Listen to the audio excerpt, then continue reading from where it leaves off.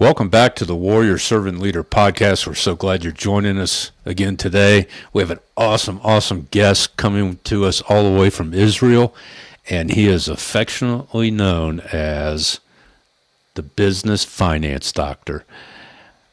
Avi Pinsky is the founder of Pinsky Consulting, and he helps business owners and leaders stop operating in financial fog and start leading with clarity, calm, and integrity so they can protect their people, make confident decisions, and build a healthier, mission-driven organization. And on top of that, have a better family life. Avi's angle is leadership first. When leaders avoid the numbers, the cost shows up as pressure, reactionary decisions, and burnout that spills out into the team and your family. He teaches a simple, repeatable weekly rhythm to take action and crush obstacles, one of our favorite phrases, with cash flow and profitability without becoming an accountant. Avi, welcome to the Warrior Servant Leader podcast, and we are so glad to have you here because I'm one of those guys who hates numbers. So, man, there's a lot out there. You're not alone. Man, I tell you what, we've been married, it's coming up on 46 years, and my wife owns her own accounting company. And we met in college, but not in a business class, because seriously, I hate math. I actually had a teacher that gave me half a point for an answer on an Algebra 2 trig test, and it was one of those word thing, trains leaving point A at 100 miles an hour and on the same track as train B, and it's going 75 miles an hour. Whatever it was, how far will each travel and how much time will elapse before they crash into each other? I actually wrote as my answer, unless I'm on one of those trains, I don't know or care. And she gave me a half a point, I think, just because she probably laughed, and so that was worth half a point. So it's probably true. How many trains do you really track on a daily basis? I can't remember formulas. I grew up. My math expertise was growing up. I could memorize flashcards. Your mom would hold up a flashcard. You're not old enough to probably remember that, but that's how. Flashcards when I was a kid. Okay, that's how. I was great at addition and subtraction, and even division to some degree. You get into word problems, and I am a total idiot. So, which kind of brings me to my first kind of broad question to get things going.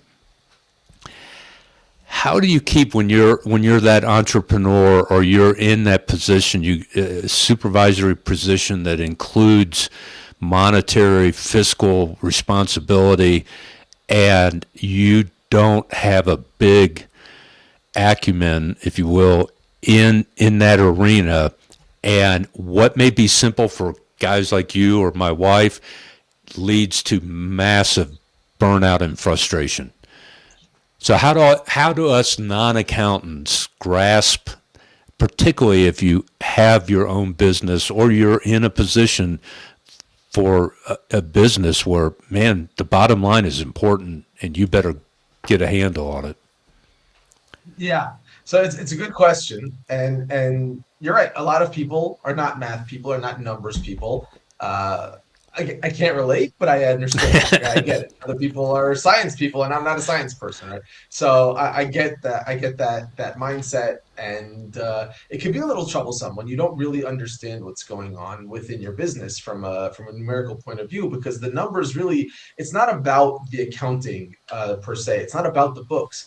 It's about understanding what's going on in your business, and the numbers are just a tool that can help you get a handle on what's actually happening. So if you don't have that tool in your tool bag, it can be a little frustrating, because how do you make decisions based on what's going on if you don't know what's going on? I'm in a group. Somebody just asked the other day. They were asking about marketing. How do they know if their marketing is working? Well, there's numbers that you can track. Data that you can track that's going to tell you if your marketing is working, if it's not. But if you don't understand how that data is presented to you. So you're kind of just throwing spaghetti at the wall and hoping that it sticks, right? You're like, hey, let's throw an ad out there. Let's throw this commercial and this billboard, and maybe it'll work, maybe it won't. So, then what happens when it comes time to renew the ad the next month or the next year? Do you do it or do you not do it? How do you make that decision? Right. So if you don't really understand your numbers, you're kind of just going on a whim. So it's very important to understand it. I want to also just kind of dispel maybe a misconception that people have about their accounting is that it's not complicated math. I have a friend who's like, "Oh, you're an accountant. You must be able to count to really high numbers." Right? That's not accounting. Accounting is not math. We use addition, subtraction, multiplication, and division. That's about it. That's pretty much all the math you need to know in order to understand your accounting.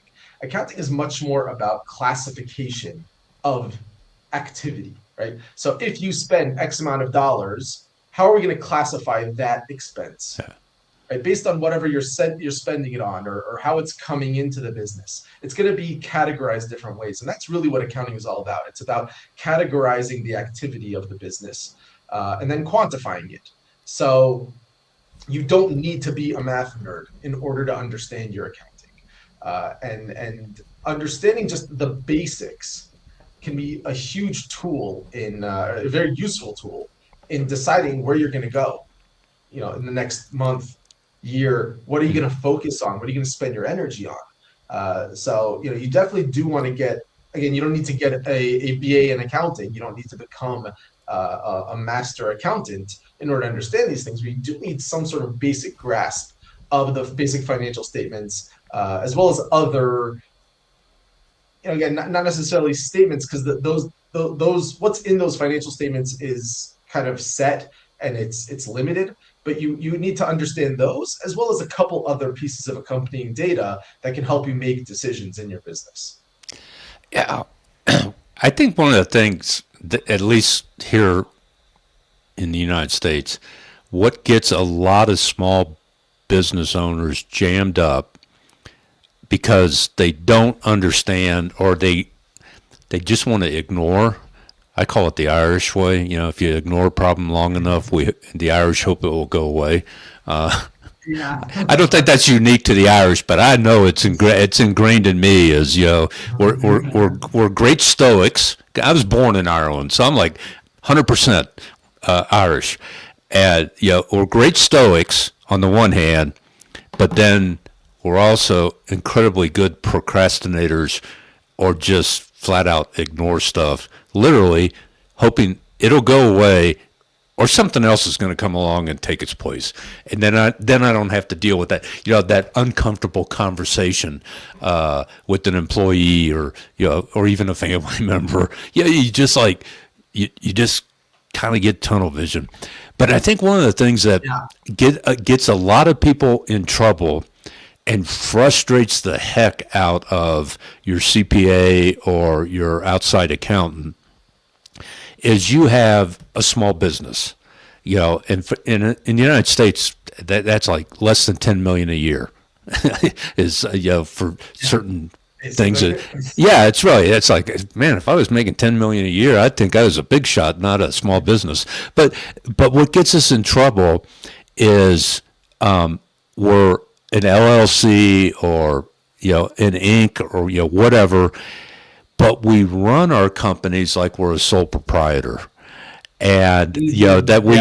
we use that business credit card to gas up the family truckster to go on vacation and stuff, with the mindset of, well, I own the company, and so therefore it's my money, kind of deal. Yeah. What's your advice to folks that maybe out there listening, that's how they're operating of, oh, I don't see what the big deal is. Why is it such a big deal that you keep those finances completely separated, business and Yeah. personal?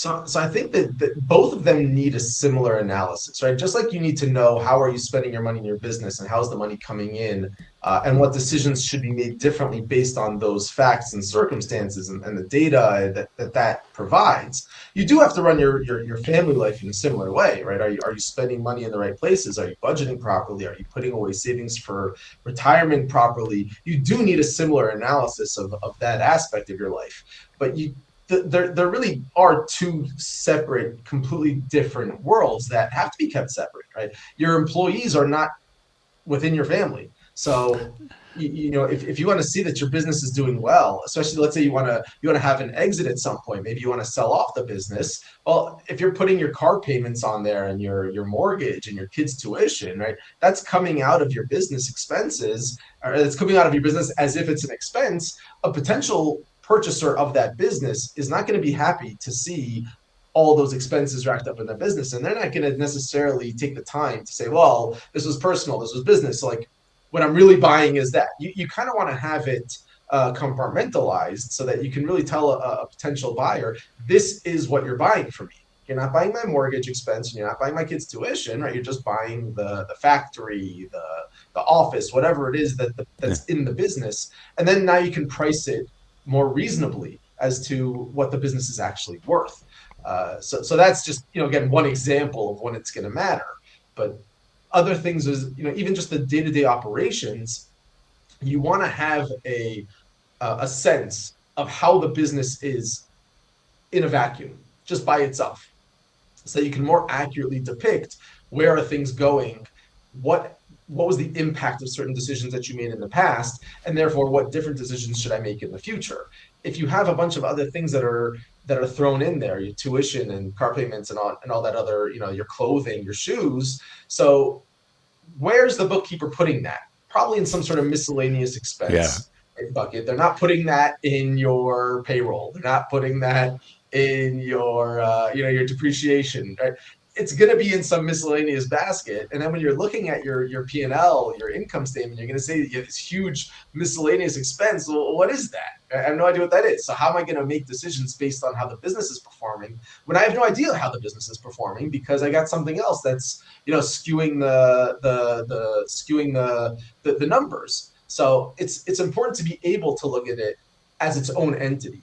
And again, not saying that you shouldn't be doing that with your family expenses as well, but the way your kids are spending money on school trips, or the way your wife is buying clothing, or the way your husband is got a hobby that he's spending a lot of money on getting equipment and whatever, that's a completely different conversation to be had within the family than the conversation you have with your management team and your employees about the way they're running the business. So you do want to make sure that you can really compartmentalize the numbers so you can have the right conversation with the right people.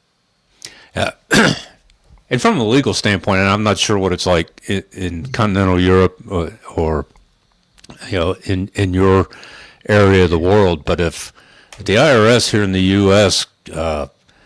Gets the slightest inkling that you are operating your duly incorporated business as a sole proprietor by using the company money and not claiming it as income, because technically that's income to you here in the U.S. and you're not paying I tax. don't want to get into the legal Yeah, aspects. I'm yeah, not a but lawyer. I don't want to. yeah, well I'll be that will recommending get you. as well. That will get you in a lot of trouble. Yeah. And there is a four-letter word that will be thrown around that you don't want to hear, but I'll tell you what it is. It's called jail, and you don't want to go to Yeah. jail for tax evasion, or because they call it You know what piercing the that's only corporate going veil. to exactly, yeah, that's only going to discourage somebody so much because somebody might say, oh well, what are the chances I'm going to get caught, I'm going to do it this way, that way, the other way. It's just not smart anyway. There's really no benefit to it. It's a matter of, okay, it's easier in the short run, you don't have to do this, that, the other. It makes things more simple in terms of tracking and whatever, fine, but you're going to end up making the wrong decisions both in your personal life and in your business life. So long term, you're not even going to be as successful as you could be if you're doing it that way. even if you're never caught, even if you never get in trouble for it, right? Forget the legality aspect of it for a second. It's just not smart. It's just not smart in terms of running your life and running your business. There's the added thing of like, yeah, okay, so if the IRS catches you, you're going to be in trouble. So obviously, that's another reason to not do it. But there's very little reason to do it in the beginning. Like, I don't even see the plus of it so much. Yeah. So I think what a lot of people experience, and I'd like to get your insights and advice on how people could work through this particular mindset. Because on the one hand, you'll hear people say, you want to start up a business and this, that, you want to, scale your business. That means you got to spend money. And, you got to spend money to make money is what they hear. Yeah, And what they're thinking is you got to have money to spend money to make money, and yeah, I don't have the money, so they quash, they don't even take that entrepreneurial leap and try and start a company at least in the US. The last time I read, the startups fold within the first 3 years, depending on the particular industry that it's in. Definitely yeah, in the food service industry and hospitality and that kind of stuff, and so they're starting out with all that stress of I'm operating not to fail as opposed to I'm operating to scale and succeed and grow. What are those? Because I know you talk about repeatable weekly steps, and there is a framework of how from the even before you even file your articles of incorporation or standing up a business, there's there's a lot of really good solid steps people can take. Can you kind of guide our folks who maybe they've already jumped in the deep end of the pool, but they're like yeah, sweating. They're sweating. I don't know what we're going to yeah. do, 2 years from now. What are some of those things that Sure. they can do? Yeah. So I like to look at the business monthly, ideally. If you're a really big business, it could be more weekly. If you're a really small business, maybe it could be quarterly or bi-monthly, something like that. But you want to look at the performance of the business and see how have you been doing up until this point from the start of the year, right? So the beginning of a year, or maybe you can do it tomorrow if you've never really thought of your business this way. I spoke to somebody a couple of days ago, and he was like, "Wow, I never really thought of my business in terms of like, you know, when I first started my business, I was like, yeah, where do I want to go? Where are my goals? But I haven't revisited that, and it's been 10 months, and I haven't really revisited, are those still my goals? Am I accomplishing them? Right. So you do want to, at the beginning of a year or whatever period, you want to lay down what are your targets? What are your goals? Where are you trying to go with this business? What do you need to accomplish in order to get to whatever level of revenue or profit or cash flow you need? And a lot of times people will just throw some number, some pie in the sky number. Oh, I want to be a $5 million revenue company. Great. That's wonderful. Do you have any idea how to get to $5 million in revenue? Uh, no. Have you thought about how many clients you need to get? Have you thought of how much you have to charge for your services? Have you thought of what kind of retention rate you need on your clients? How many times you have to sell to each client? Have you thought of any of these things and figured out which of how you're going to actually get to that 5 million? No, I just like the number. All right, I just like the idea. Okay, very nice. So you like your number. It's all why stop at 5 million? Why not go for 100 million? Why is 5 million a good number and 100 million is not a good number? So you do need to set goals in your business for just like that. How many leads are you going to have? How good are you going to be at converting them? What's your sales experience? How good of a salesperson are you? How many clients come back on a regular basis? How often do they come back? What am I charging them? All right, set out your goals for your business in a quantifiable manner. Right? Make it tangible. I mean, make it something that you actually can strive for. And then again, on a monthly basis, ideally monthly, if you're in that small to medium sized business, let's say between 1 million and $5, $10 million business, it's the small to medium size of things. So monthly, look at the numbers. Have you made that amount of sales? Have you gotten that number of leads? Have you retained that percentage of your customers? Right? Have you been charging the amount that you said you were going to charge, or are you constantly being, negotiated down by your leads and you keep dropping your prices further and further? All of these things are going to make a big impact on both your top line and your bottom line. So you want, first of all, to set those goals. Second of all, you want to track your progress towards accomplishing them. And then thirdly, you want to see, well, if things keep going this way the rest of the year, am I going to actually accomplish my goals? Where am I going to get to? And maybe up until now, I'm only, halfway through the year and I'm only 20% of the way towards my goals. However, my business is extremely, let's say, December holiday heavy. So okay, it makes sense that in June, July, I'm only 20% of the way because my big selling season is October, November time. Right. But if I'm very January, February heavy in the seasonality of my business, so now by July and June, I kind of want to be 80, 90% of the way there. So kind of forecast out, project out, where do I see the rest of the year going?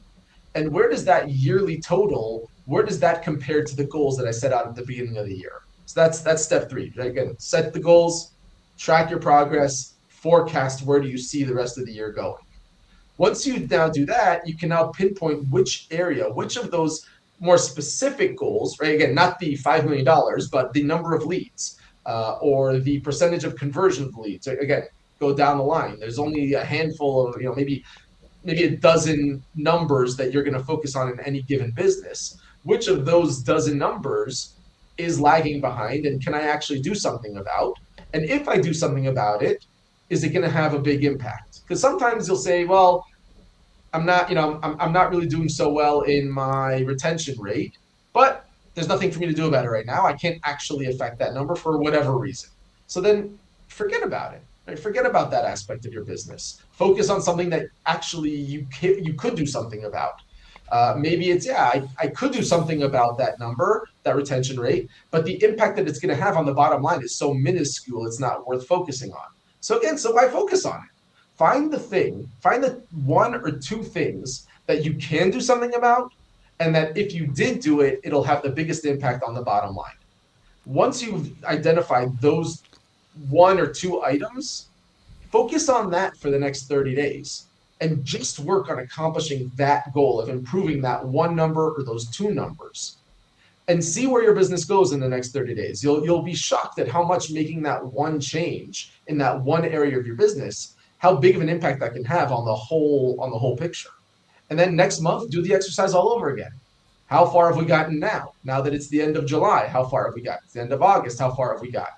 What's now the biggest issue, right? Because it's going to constantly be changing.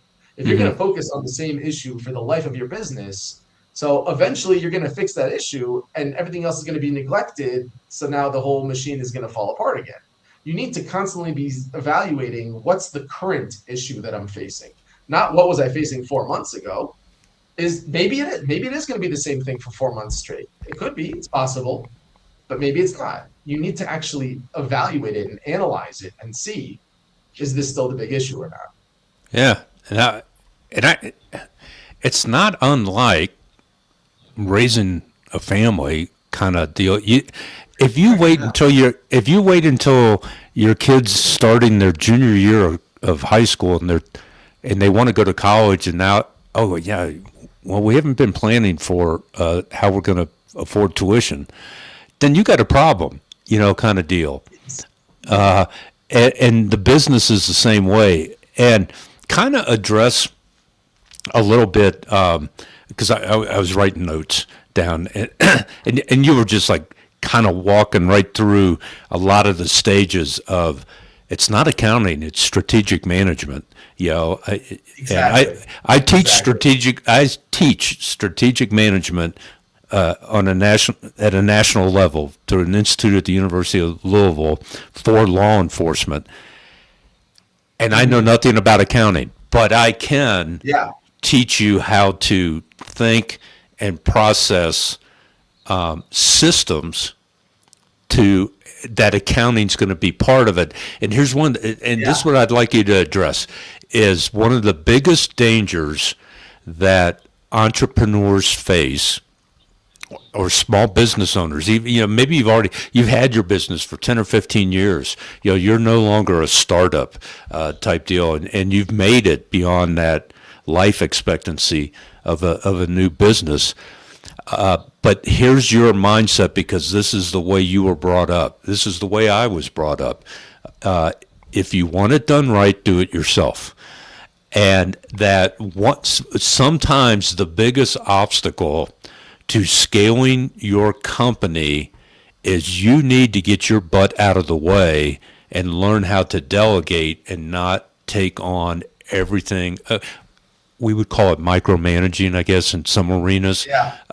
But what are some things that, if a person is that high drive, A-type personality, that if I want it done right, I got to do it myself, and oh yeah, I have a team, and I tell them what to do, when to do it, how to do it, and I stand over their shoulder to make sure they are doing it.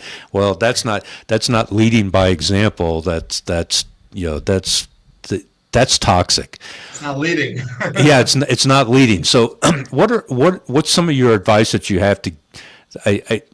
I kind of call it like that tough love advice that you have to give to a client to go, hey, buddy, in looking at all this, you're the problem, and you need to learn how to delegate. How do you find out that that's the problem, and then how do you deal with it? It's surprising to see that you and I had the same bosses over our career. I also have that experience. Yeah. So the point of the system that I just proposed is so that you can really figure out which are those most important things that you should spend your focus on, right? Because you as the business owner, you're constantly fighting fires. You're wearing all the hats, right? Everything comes through your desk and on your plate, and you are the bottleneck to the business. It's just the way it is. Especially when you're talking about the small and medium sized business owner, you are the bottleneck, and you're always you're trying to figure out who can help you, but are you letting them? Are you letting them help you? And the genius of this idea here is once you've identified those, again, one or two areas that should be focused on over the next 3 months, or the next 30 days, that those one or two bottlenecks that are holding up the business that need to be your focal point, you can now break down the tasks that are involved in fixing them. And once you break it down into really bite-sized pieces and bite-sized steps, those should be very easily delegable, I don't know, delegated to your staff. I'm not an English major, I'm sorry. Hopefully my oldest brother's not watching this. He was an English major. Um, right, so you can then, once you've broken it down, and if I tell you that based on the numbers, your cost of goods sold are just completely out of whack. You want it to be, let's say, 20% of your revenue, and it's 40, 50%. So you got to figure out a way to bring down the cost of goods sold. So either the labor or the materials or whatever it is. Mm-hmm. So now we can now break down the steps of what is it required to get that accomplished. And some of that's going to be, research. Some of it's going to be contacting suppliers. Some of it's going to be figuring out how to get the labor more efficient, right? Once you can break down those steps into bite-sized pieces, you can tell your secretary, you can tell your managers, and the people that are the directors on top of the staff members, whoever it is in your chain of command. They can be given some tasks that are easy enough to do on their own, and that shouldn't require your attention. And then that opens you up to now focus on things that are maybe the second priority in the business, where you have your minions, so to speak, taking care of that first priority, because you've spent the time, you've taken the time to meet together and figure out what exactly has to be done, and now they can do it. Now you can spend your time on the next big thing. Right, while they're working on priority one, and now you've got all that manpower focused on priority one. So now you could be open to focus on priority two, or maybe there's certain aspects of priority one that only you can handle because you're the business owner, but you're never getting to it because you're always focusing on all the minutia and micromanaging the minutia. But once the task is so small, And it's like, do you really need to spend your time making sure that that your supplier is just contacted and an email is sent out, and monitoring the email address to see monitoring the email box to see if they responded? Like, do you really need to micromanage that? Like, once you break it down into such a small thing, it's almost stupid to stand there and micromanaging it. So don't go do something better with your time, Yeah. right? Ideally, maybe go take a little bit of a break. Maybe get home early that day to go see your kids. Yeah, Yeah. maybe that's something that you need to do now once the actual fire is on someone else's lap. So it's a matter of breaking it down to something that's so small that it can easily be delegated and it does not require your attention. And that is, I agree with you 100%. And I think what a lot of folks struggle with, and I love the expression because I've always wanted to sit down with somebody. I wish I had like a degree in psychology or something that I could pick their brain apart. But when I hear that someone is a serial entrepreneur, my mind goes in two different directions. One, they're really, really good at making money, and then and we growing up, we never used the term "I have an exit strategy" because that sounds like you're bailing out for my age group. But that they have that three, and I can't remember who coined this phrase, and I've read it because I do a lot of reading about strategic thinking and management and negotiations and all those things that seem complicated that aren't. Accounting is the complicated part, but that begin with the end in mind. Is the Yes. expression, and I can't remember what economics guy or whoever came up with that. But what seems to be, in my experience at least, is people get stuck on the end in mind, and that's all they think about. Like you said, that $5 million, and that's all they're thinking about, and they're not strategically addressing those small steps that help you get there. And I try to tell folks, it's like whatever you're looking for, you're always going to find more of it. And if you get fixated on, I'm looking for how I can make more money, you're going to be jumping jobs, and you're never going to get, I think you call it a rhythm. You're never going to Yeah. develop a rhythm that allows you to to grow without losing your health or your relationships, or other things in life. So I'm trying to think of how to ask this question. If you were to, if you were going to have to tell somebody, you got to concentrate on just three specific things for the next 6 months, whether it's personal or professional or whatever, because they're struggling with having the company that they want to have, or maybe they don't even own it. But they are in that disillusionment stage at where they're working at, and now they're just here for the paycheck, or Yeah. yeah, or you gotta, just if you just duck and stay out of trouble, in 2 years that guy's not going to be your boss anymore because they're going to go somewhere else anyway, because that's the way we have that we don't have the retention Yeah. rates that we want. What would be some very just practical advice to somebody that's at that stage of, we called it the KMA letter in law enforcement, kiss my ass letter. You knew exactly what day at what time you could retire, and Yeah. when you can pull that, and that's the end in mind. All I got to do is get to that day at that 5 p.m. and I'm out of here. That adversely affects your work performance and the work performance of Sure. everybody around you. So what are some two or three real practical things that somebody can get rejuvenated as a business owner or employee or mid-management?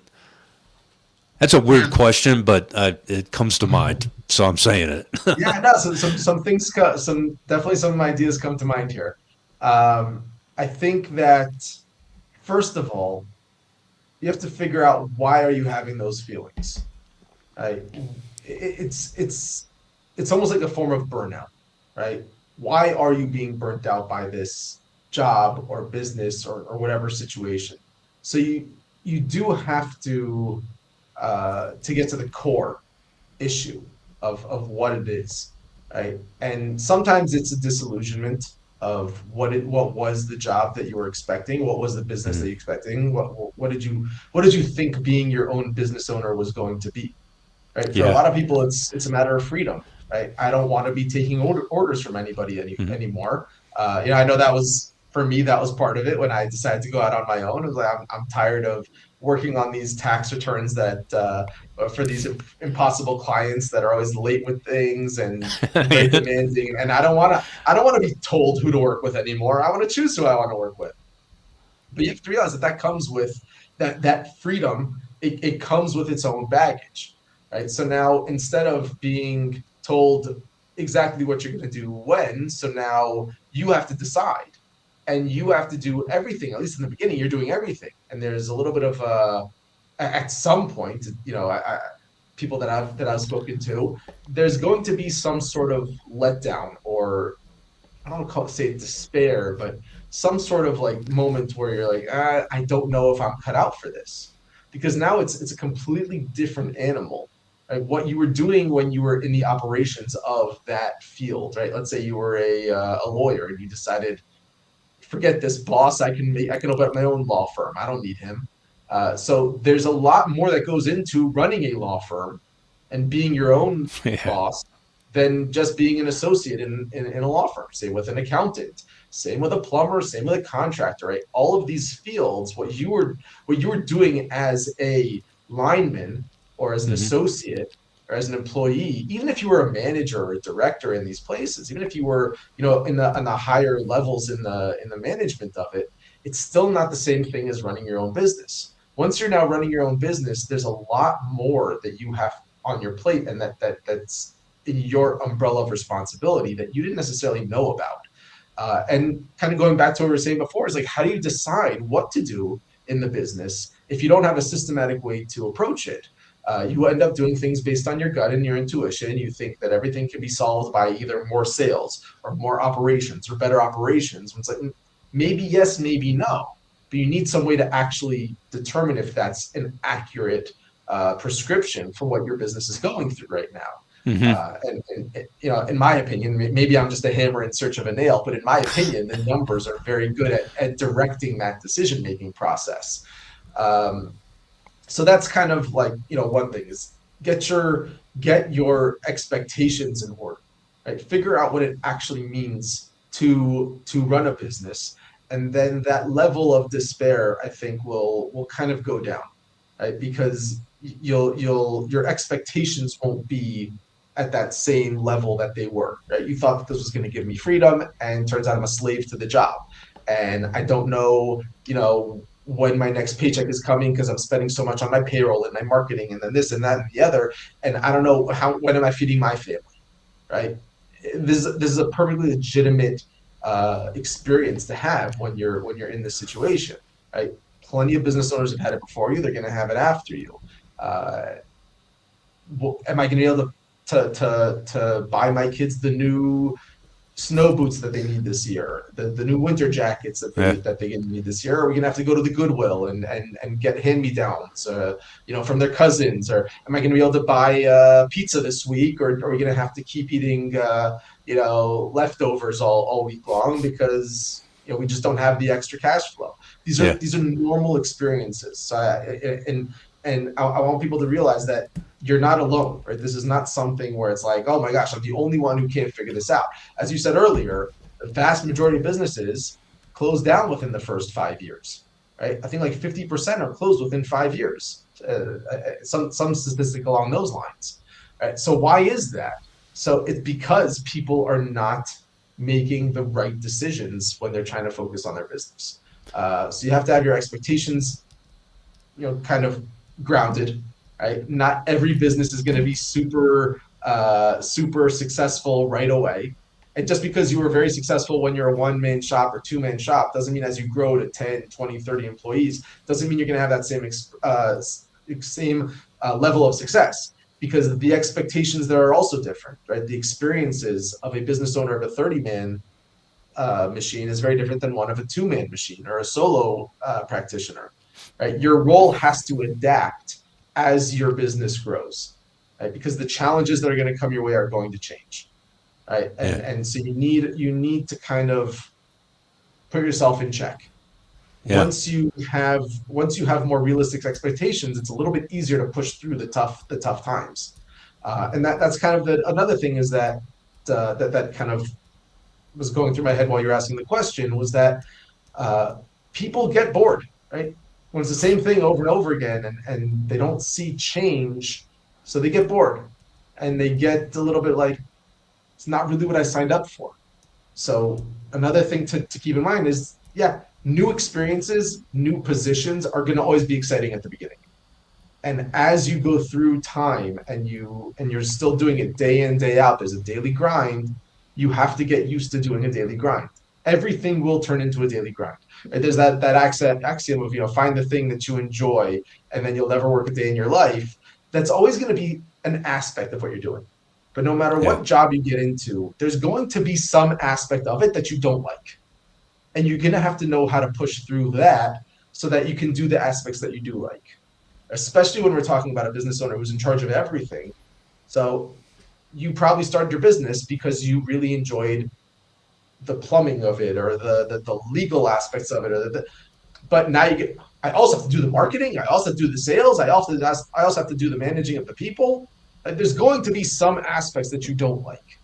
And when you get to a certain size, so yeah, you can always hire that out and hire somebody who's a VP of finance, a VP of marketing, a VP of HR, whatever.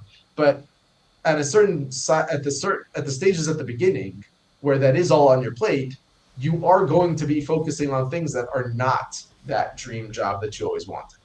So just lowering of the expectations that work is work. That's why it's called work. Something that my Yeah. grandmother always says, they're paying you for a reason, right? If everybody wanted to do it, they wouldn't pay you to do it. I'm laughing because the last thing you were kind of sharing, literally, this is the thought that came to my mind, because it's so hard for particularly owners or directors or people that are in those C-suite kind of positions, if their strong point is they're the visionary of the organization, Yeah. and they're always change is like they're addicted to it, and they're and everything, but then they don't want to let go. And I started laughing. If you're watching this on YouTube and you're like, man, why is he smiling and kind of laughing right now? Is I thought, don't be that parent in the stand who was a great athlete in high school, and now there's there's a Exactly. screamer up here in the stand at their kid, trying to make them into, or they're reliving their whatever. That I even I wrote. love that I, parenting. I wrote that down. Don't be that parent in the stands. And then the flip side is this is such a delicate balance of that you can face both in your personal and professional lives. That you talk about getting bored, and then I call it the lazy river ride. You get in the raft, and your attitude is, it is what it is, and you're just floating along with whatever happens. One, Yeah. you're in autopilot, and you're missing so many opportunities and things going on around you. And the other thing is, where's that right end? The same place that it started, kind of Yeah. deal. And so you're not growing, and you're not learning. And I think John Maxwell put it best: if you quit learning, then you start dying. metaphorically, like in a way. And I think two things that really hit home as you were talking is Chris Voss was one of the premier hostage negotiators for the FBI, international hostage negotiators.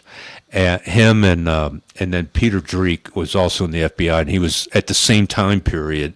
He was one of the top counterintelligence officers in the world, and they both. And I've read their books, and actually Peter's been on the show. Is we need to understand how we think and how other people think, because the one commonality, even though we're all different and unique, the one commonality that helps you become more focused in living your own life and running your business, we all want the same four things. We want safety, security, prosperity, and control in our lives. And if you have that understanding and that lens, it makes a lot of these things you're saying to do much easier, because if someone they're struggling with, they feel that they don't have control in their lives. They got a good paycheck, they've got job security, they got health benefits, it's a safe working environment, it's not toxic, and they're getting raises, and so safety, security, and prosperity are there, but they feel that they don't have control in their work life or in their personal life. Then that helps you as the problem solver or the mentor or the coach or the parent to help that person navigate through that process, not telling them what to do and how to do it, but if people don't quit jobs because the pay sucks. They quit jobs because they have poor leadership. Because you can always negotiate your wages. Even it may be difficult, but you can negotiate. Those things are negotiable. Personality and toxicity in the workplace, that's not negotiable. A lot of those things that you were saying, these are things that are firing through my mind. And the last one is be intentional in how you're living your work life, and just not going, hey, we'll cross that bridge when we get to it. Well, you know what? You ought to be looking ahead of, are we headed for that bridge in the first place? Yes. And not wait till we get there, because that bridge might be on fire when you get there. So definitely. When doing that analysis, that monthly analysis, you do want to keep that in mind as well. Right? Your primary focus is, what can I do now? But I grade those different numbers that you're looking at. I grade them as either red, yellow, or green. Green does not mean that it's doing great, perfectly, whatever. Green means it's not something that I can do something about or that I should do something about. So I'm taking it off my plate. I'm forgetting about it for the meantime. The red ones are ones where I can do something about this now, and if I do it, it's going to make a material impact in my business. So I'm going to focus on it right now. But the yellow ones are ones where I could do something. It's not the top priority, but I don't want to forget about it because it is coming down the pipe. Once I fix the red, this is my next priority. Right? So you do want to keep those in mind. You don't want them to be the forefront of your brain. You want the forefront of your brain to be the ones that can have the biggest impact now. But you also don't want it to be, okay, it's on the back burner, I'm forgetting about it. No, it's coming down. So you do want to keep an eye on it for sure. Yeah, it's like having a car. It's like your gas gauge is almost empty, and you also remembered, man, I haven't gotten my snow tires put on yet, and it's August, Yeah. Okay, do you really need to think about snow tires, or that, I got to buy some, or, oh, crap, the wife had the honey-do list, honey-do this, honey-do that. You focus on the immediacy, and that this was the other thing. This is one of Chris Voss's best advice things that I ever read was in those areas of expectations that you talked about, they need to be realistic. And he Sure. uses Yeah. he uses the example of the guy's robbing a bank and he doesn't get out. The police get there before he can get out, so now he takes hostages. And Yeah. Chris Voss gets is called as the hostage negotiator. And he's asking questions and whatnot. And how can we make this work for you? Well, I need $1 million in a helicopter, and all the police have to be 3 blocks away when the helicopter lands. Yeah, let me look into that. You're not being real. You don't tell them you're not being realistic, but then the process that the negotiator goes through is working to get you down to realistic expectations, and Yeah. then what steps can we take to make that happen? And it's Yeah. And just, that goes that goes back to the personally, breaking down of the goals, yeah. Well, right? Breaking it and you into, instead of just being personally, 5 million revenue, but like, well, yeah, yeah, on the personal line for sure as well. But from the business perspective, is I want to get $55 million or $10 million revenue, but like, how can I actually get there? And if it's not, if you don't break it down and look at it as leads, conversion, sales price, all that stuff. So it's really just throwing something at the wall and hoping that it sticks. You really want to get it to be, if you want to make it realistic and actually something that's attainable, you have to break down the path to get there. And you have to say, okay, in order to get there, I need to sell X amount of things to Y amount of people for Z amount of dollars. And then you can really check yourself throughout the year. Am I actually getting there or not? And that's going to tell you a lot more whether it's really realistic. yeah. And I really like Chris Voss in his writings, and then Peter Drake had a great thing when you have these conversations. So you're the boss, and you got your executive team around, and you go, okay, we our goal this year is going to be a 20% increase in revenue, because that's measurable. And I know, smart goals, they have to Yeah. be measured. One of them's they got to be measurable. So let's just pick an Yeah. arbitrary number. I can do 20% of $10,000.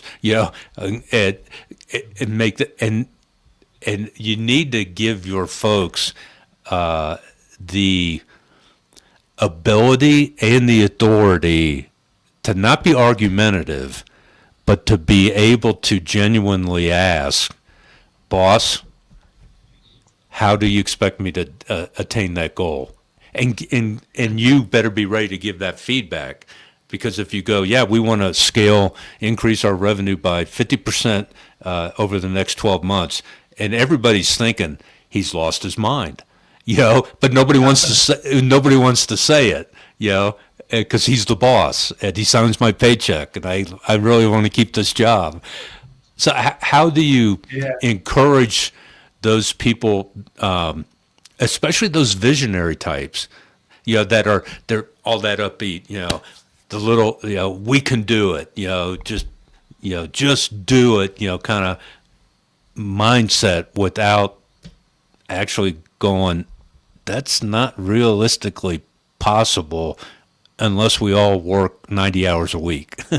And then I'm going to drop dead. Yeah. I think it's really about putting those numbers on a piece of paper and looking at them. Right? When the person says, I want to grow from 2 million to 100 million in 1 year, fine, great. Let's look at it. Let's see, is it really attainable or not? You want a 50x in 1 year? Amazing. Tell me how you're going to do that. Yeah. How many sales are you going to make this year? And then I say, okay, wonderful. You made 100 last year. You think you're going to make 200 this year? Perfect. Double business. Great. How much are you going to charge? Okay, I'm going to double my prices. You're going to sell twice as much and double your prices. Wonderful. Amazing. Let's go through all those numbers. Let's look at your expenses, whatever, and let's see where does Yeah. the numbers shake out to. Well, I got news for you. You didn't 50x, you only 4x. So even in this crazy scenario that you painted in your head that you can double your sales and double your price, you still only 4x, and you're telling me you want a 50x. So excuse me, Mr. Businessman, where are you getting a 50x from? Where are you getting the other 46x's from? So once you put numbers down on paper and they realize what they actually have to do to attain that goal, it really gives them a reality check as to what's actually attainable, right? Maybe they're shooting too low. Maybe they're shooting too high. Maybe the guy says, well, we're at 5 million. I'd really like to be at 6 million next year. Okay, great. Let's figure out how many sales, how price, all that stuff, Yeah. right? The same numbers. And they'll see, wow, you know what? Actually, if we hit those specific goals, we could double. So why am I only shooting for a 20% increase? Right? It's a good question. Yeah. Why are you? You could double easily. Are these numbers all attainable? Is this specific number attainable and this specific number attainable, and all these numbers are attainable? Yeah, great. So this is your final number that you should be shooting for. This is your actual realistic goal, not 50x, not 1.2x, but whatever it is. Again, each business owner has to look at their numbers by themselves and with that realistic frame in mind. But once you put numbers on paper, decisions become so much more obvious and clear. There's little argument at that point of what needs to happen, what needs to be done, because you can't argue with facts, right? You can't argue with the math. This times that equals that. It just is that way. There's no like, well, but maybe if we do this work, we do this amount of work, and we get that amount of income, maybe we'll magically get twice the amount of profit. No, it doesn't happen that way. These are the facts that you've laid out. These are the goals that you've laid out. These are the specifics that you've told me to put into this spreadsheet. This is what's coming out of it. So it's a good way to see maybe I'm not shooting high enough, or also maybe I'm shooting too high. Just make it something that's measurable, something realistic, and something that you actually see and measure yourself against over time and see, am I actually accomplishing it or not? Okay. This is a great. I'm having fun because my brain. I'm See, numbers running. can be fun. Yeah, well, they can be fun now, but I kind of want to close in on this as to kind of wrap it up. That you have all that enthusiasm, and the numbers will work. You sit down and you go, yeah, this is what we need in the way of sales. Well, if we need that in the way of sales, do we have the production capability to produce that amount to make those sales? And all the answers are there, and you're going, yeah, 20% is low. We could probably double, because all the numbers match. But here's my devil's Yeah. advocate. What's your best advice, or how will you handle in consulting with the client that this is all going to work, but you don't have the right people in the right seats to make that happen, and your problem is not a production or a numbers problem, it's your brother-in-law really probably should not be the COO, or your little sister should probably not be the director of HR, because they don't Yeah. have, nor ever will they have, the skill sets with all the training in the world. They're just not the right person to be in that position to make all this other stuff happen. So what's your best advice on how do you deal with when it's a people problem, not a number problem? Can I surprise you for a second with my answer? Sure. I think it's gonna, again, maybe I'm a hammer in search of a nail, but I think that's still a numbers problem. And I'll tell you why. Because what you have to do is look at the business as it is. Yeah. What are the potential numbers with these people in place? And what are the potential numbers if they're replaced, right? So take that brother-in-law who's your COO, doesn't know what he's doing. You are telling me that with all the other employees that are doing the production and the manager, whatever, you could hit certain levels of sales and certain expenses, would be under a certain percentage, right? You're telling me that you can sell $5 million and you could be profitable, 1.5 million with all these employees.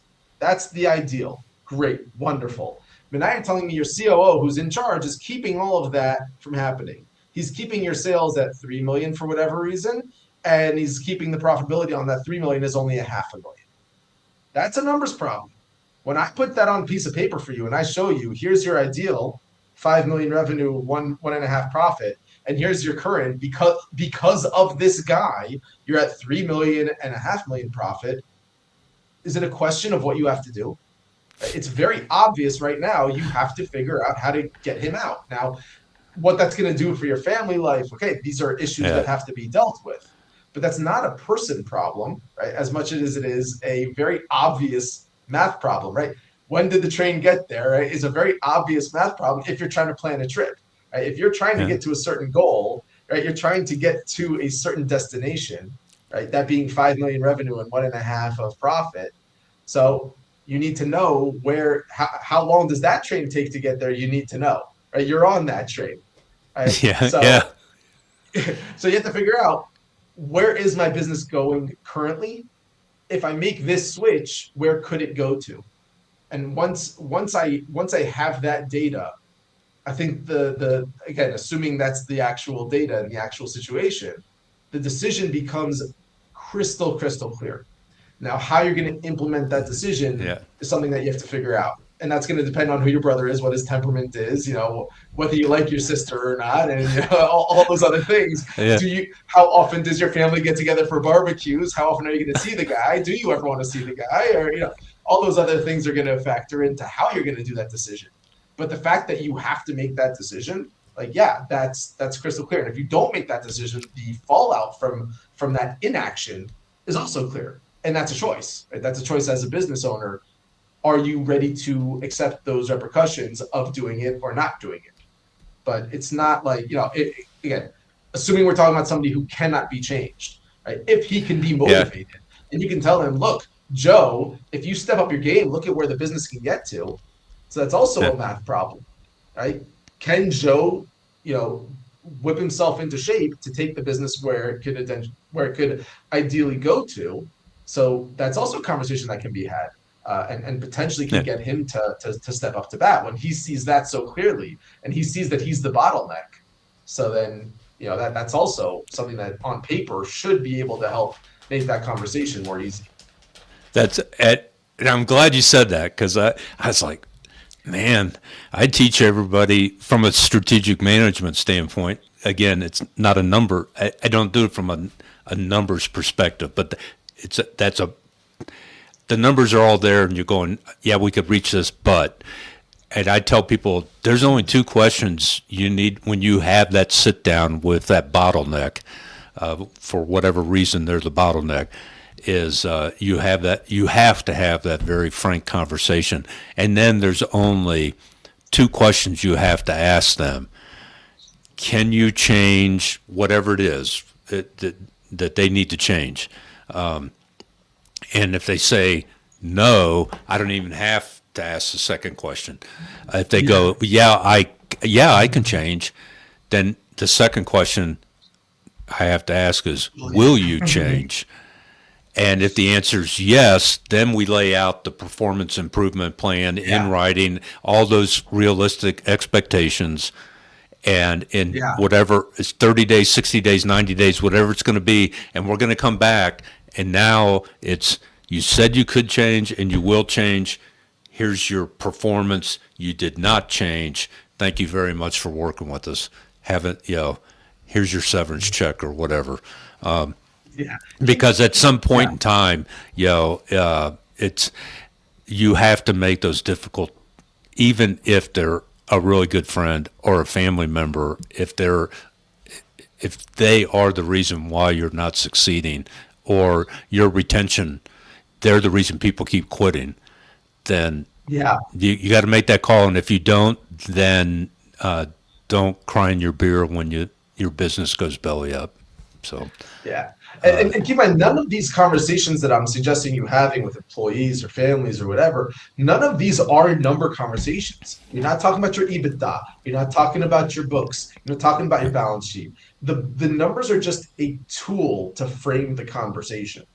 Right? It's just a way to present the situation. It's, we yeah, could be here and we're actually here. We want to be there. How do we get there? It's just a way to frame the conversation. It's not an actual accounting conversation. So the knowledge that you need in this realm is very, very limited.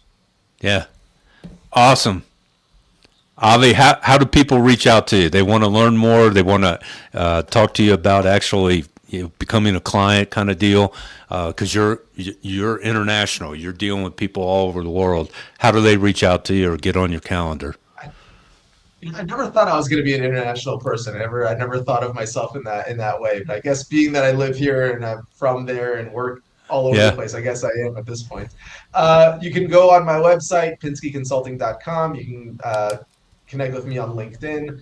I'm fairly quick to respond to the DMs, assuming I'm not on vacation or anything. Uh, you can contact me there. You can go to my website and at the top you can click on the prosperity playbook. It'll take you to a form where you can download a very simple basic Excel that you can use to set your goals and track your progress. And it's very simple, easy to use. You don't have to be an accountant to get it. And it helps you set those realistic goals and quantify where do you want to get in your business and what is the actual path towards getting there. So again, pinskyconsulting.com. You can download that for free over there. Awesome. Awesome. Man, this was so much. I was worried because I'm like, I suck at numbers. And we're going to talk business finance. And I'm like, man, I could be really, really boring. Not you, me. I would be really boring because it's like a fish out of water conversation. But I'm telling you, Try to if put you, other accountants to shame in the interest department. well, if you could see, I have so many. I ran out of room taking notes on the piece of paper that I'm using. That I got so many good ideas and some great insights, and so I really appreciate you taking the time and literally with the time difference between the two of us, to share your insights and to actually make this scary topic for me so much more human and realistic. So awesome job, man. Thank you so much. Thanks for having me. I had a great time. Yeah. And for our audience, thank you for being loyal listeners. We're growing and growing more every day with making an impact and influence around the world, 75 countries in Hong Kong, and where we're at right now and still growing. It's because of you and sharing these messages with people that need to hear it as well. So thank you for your loyalty, and we really appreciate you here at the Warrior Servant Leader podcast. So until next time, always, always, always, like I end every episode with, is strive to do the right things at the right time, the right way, and for the right reasons, because that's what warrior servants, leaders do every day, every time. Love y'all. See you next time.